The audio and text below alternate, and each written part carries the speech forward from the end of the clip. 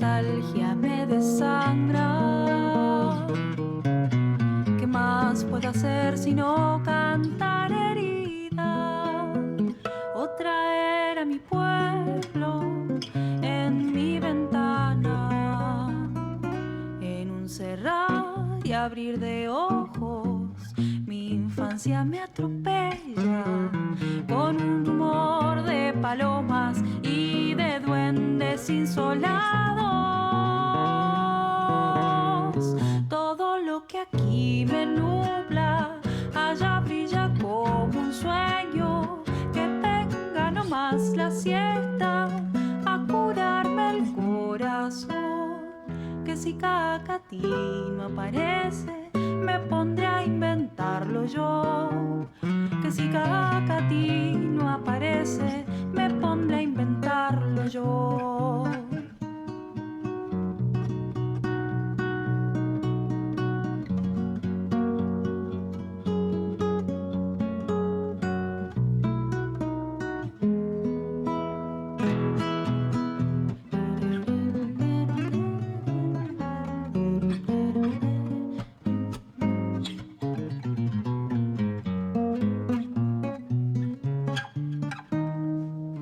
Un chamamé lejano anda por mis venas. A punta de tacuara la nostalgia me desangra. ¿Qué más puedo hacer sino cantar herida o traer a mi pueblo en mi ventana? En un cerrar y abrir de ojos, mi infancia me atropella con un rumor de palomas y de duendes insolados. Todo lo que aquí me nubla, allá brilla como un sueño. Que venga nomás la siesta a curarme el corazón. Que si Cacatí no aparece, me pondré a inventarlo yo. Que si Cacatí no aparece, me pondré a inventarlo yo.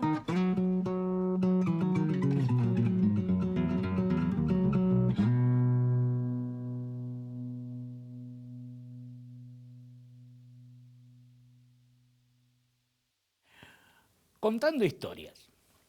Bueno, realmente, qué gusto, qué maravilla, qué embelezo escucharla a Lucía Troitiño con esta interpretación de Amoité, letra de Rodrigo Galarza, música de Tato Ramírez. Qué belleza.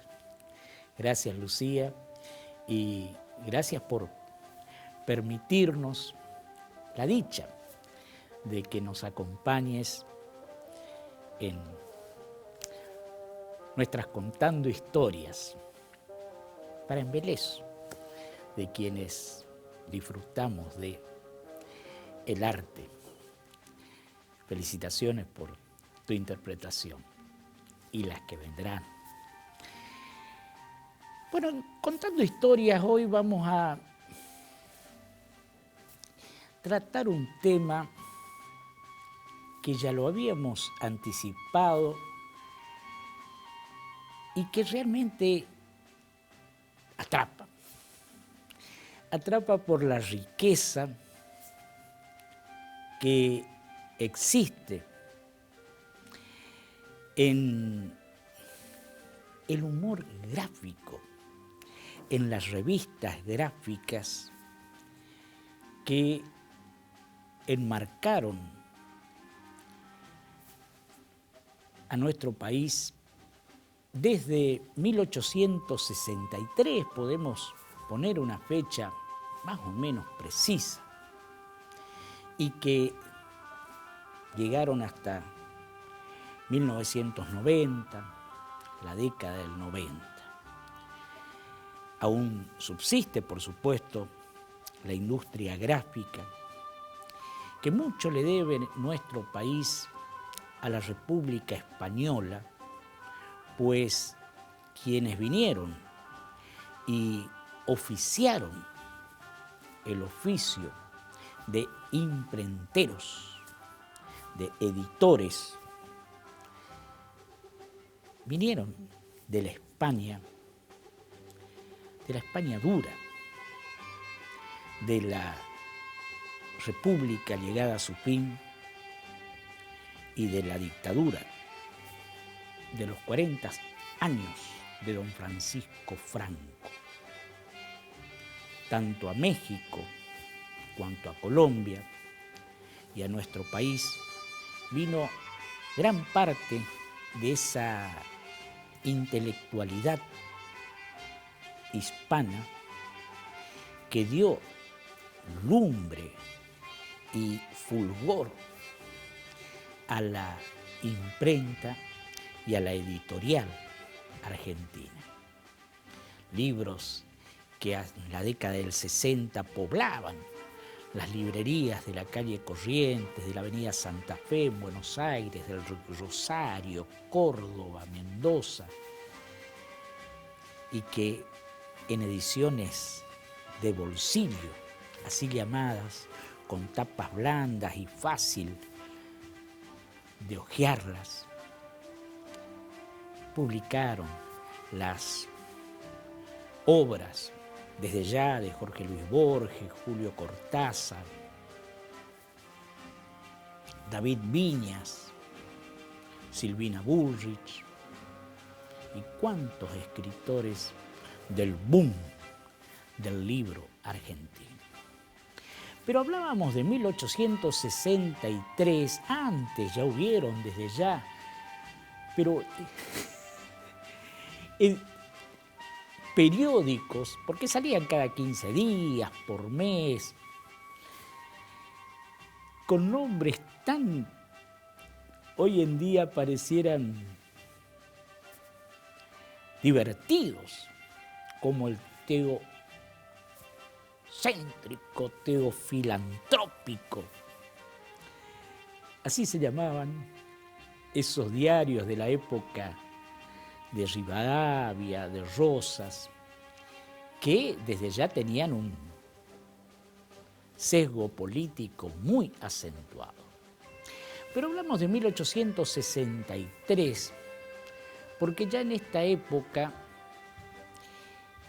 las ediciones semanales salían domingos o al inicio de la semana, tienen otro tipo de presentación.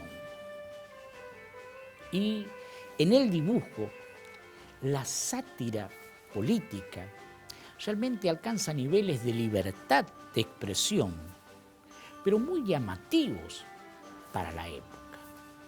Estamos hablando de los gobiernos de Sarmiento, de Avellaneda, de Julio Argentino Roca, donde la crítica satírica política, así se la llama, realmente alcanza niveles de libertad de expresión.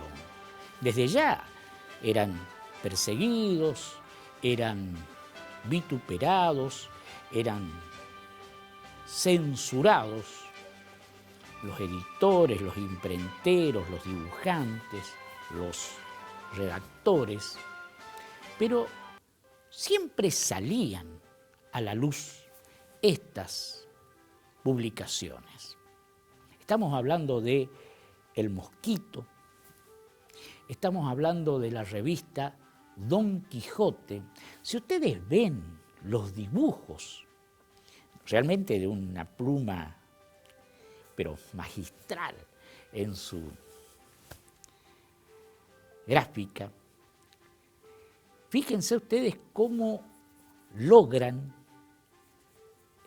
realmente plasmar en la tinta el carácter y la noticia que acompañaban a estas publicaciones. La manera en que lo dibujaron a Sarmiento, la manera en que lo dibujaron a Roca, la manera en que lo dibujaron a Avellaneda, ahí veíamos a don Aristóbulo del Valle, a Carlos Pellegrini, a Juárez Selman. Realmente no tiene parangón con el humor político actual.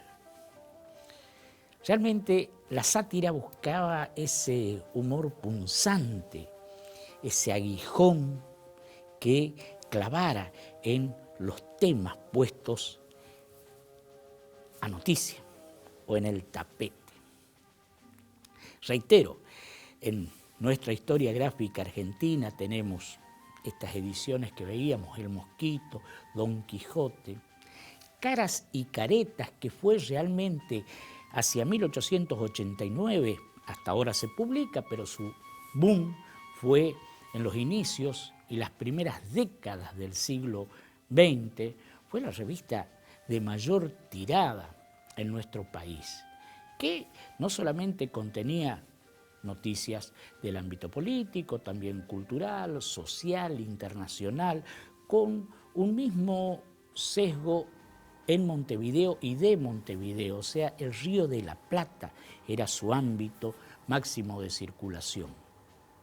Caras y Caretas, y de ahí sale, porque fíjense ustedes, uno de los dibujantes más distinguidos de la editorial tiene a su hijo enfermo, tiene que atenderlo y le niega la dirección de Caras y Caretas la licencia para atender a su hijo enfermo. Entonces, de común acuerdo, 47 entre redactores, dibujantes, imprenteros de la revista se separan y fundan la revista Fray Mocho, que fue también una relevante edición gráfica argentina de mediados del siglo XX. Pero allí aparece una figura realmente encantadora en el mundo de la gráfica, del dibujo, de la sátira, que es la revista titulada Tía Vicenta,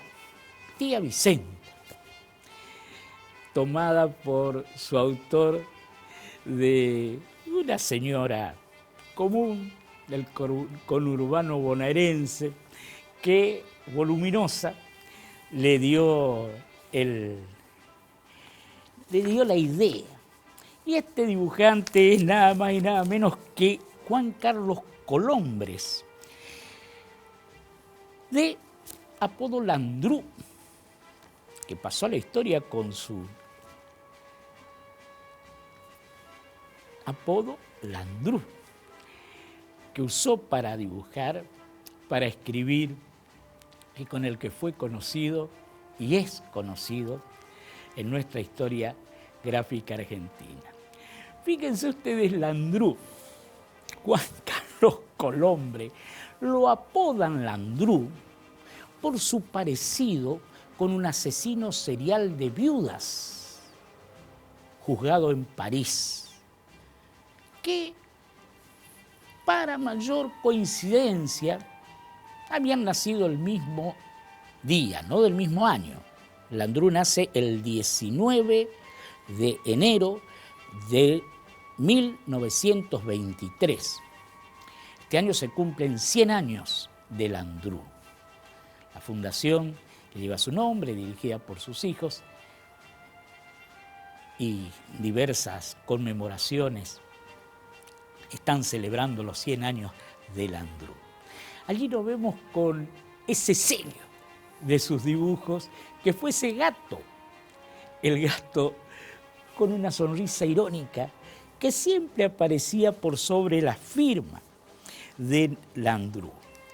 Landru, hacia 1957, comienza con la edición de Tía Vicenta. Realmente una edición con un humor muy sarcástico, muy punzante, sobre la política. Allí lo vemos en el abrazo de ese tan vituperado encuentro entre el presidente correntino Arturo Frondizi y el Che Guevara. Fue realmente un cimbronazo en la política argentina e internacional, que dio lugar a los sucesivos golpes que terminaron derribando a don Arturo Frondizi. Tía Vicenta termina siendo censurada y por un edicto del dictador que derribó justamente a don Arturo Frondizi, que era el general Juan Carlos Onganía, designado presidente de facto el 29 de junio de 1966. El autor de La noche de los bastones largos, que censura a la revista Tía Vicenta porque Landru se enteró de que el apodo de Onganía entre sus pares era la morsa, por el bigote que usaba. Y entonces lo representó como una morsa con otra morsa.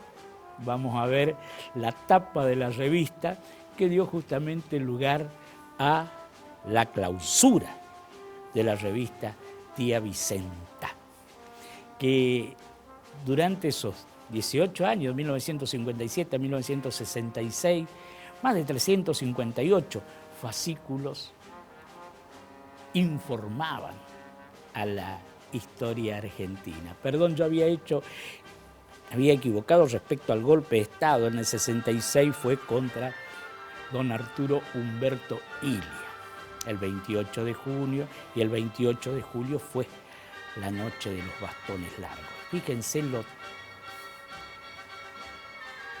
tenebroso y que hay que evitar repetir, por supuesto, en la historia.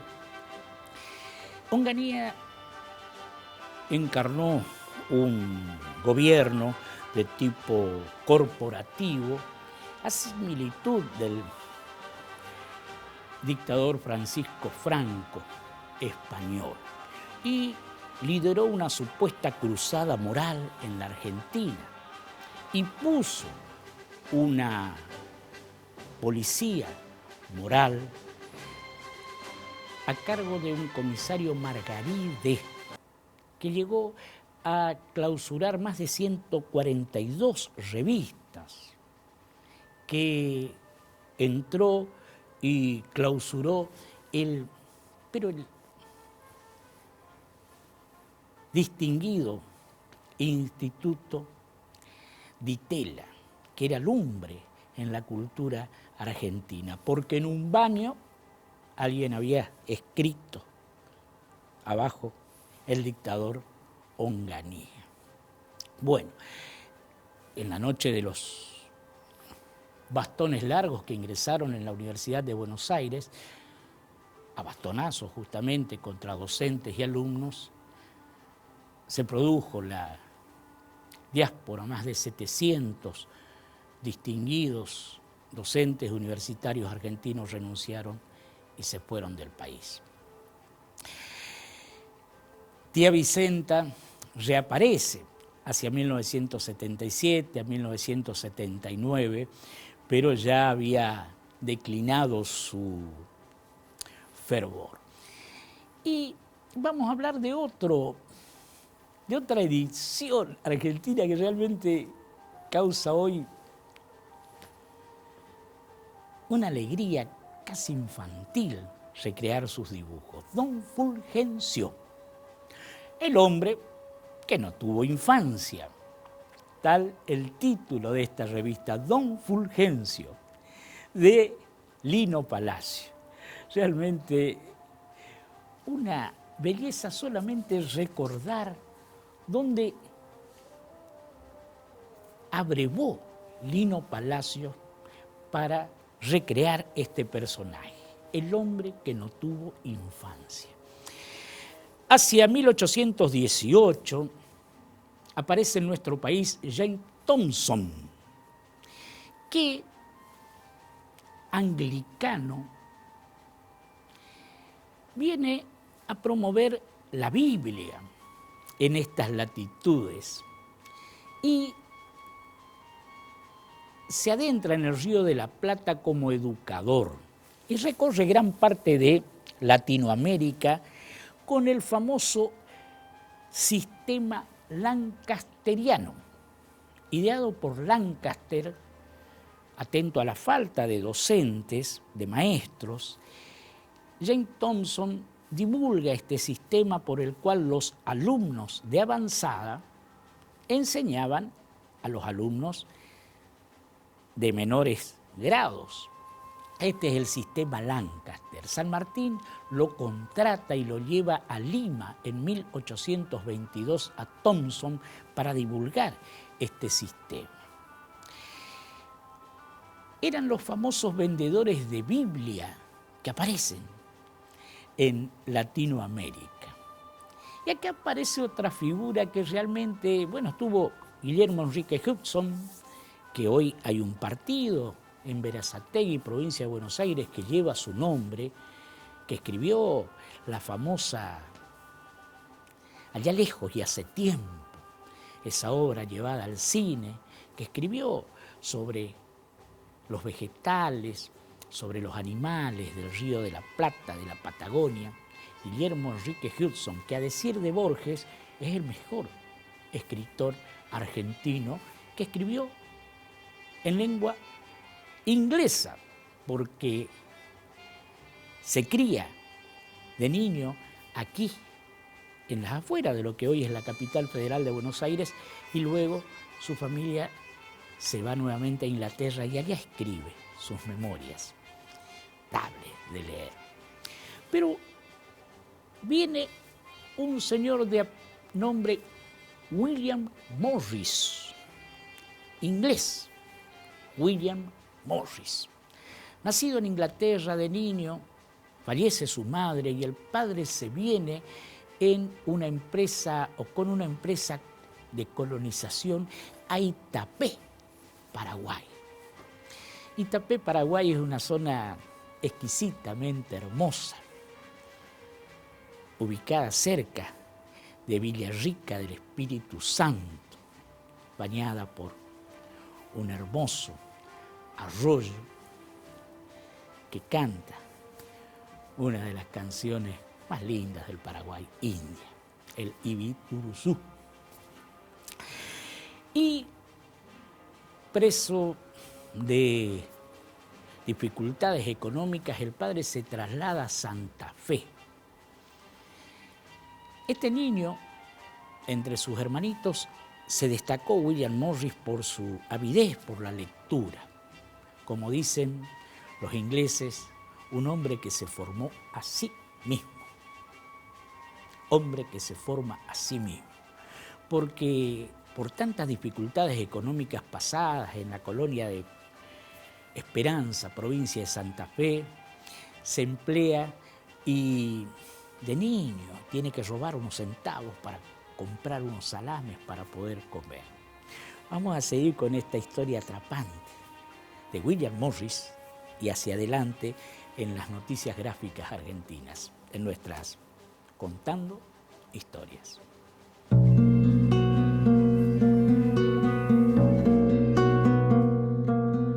Un chamamé lejano anda por mis venas. A punta de tacuara la nostalgia me desangra.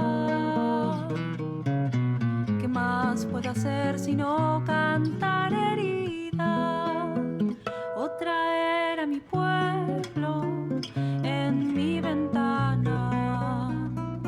En un cerrar y abrir de ojos, mi infancia me atropella con un rumor de palomas y de duendes insolados. Todo lo que aquí me nubla, allá brilla como un sueño. Que venga nomás la siesta a curarme el corazón. Que si Cacatí no aparece, me pondré a inventarlo yo. Que si Cacatí no aparece, me pondré a inventarlo yo.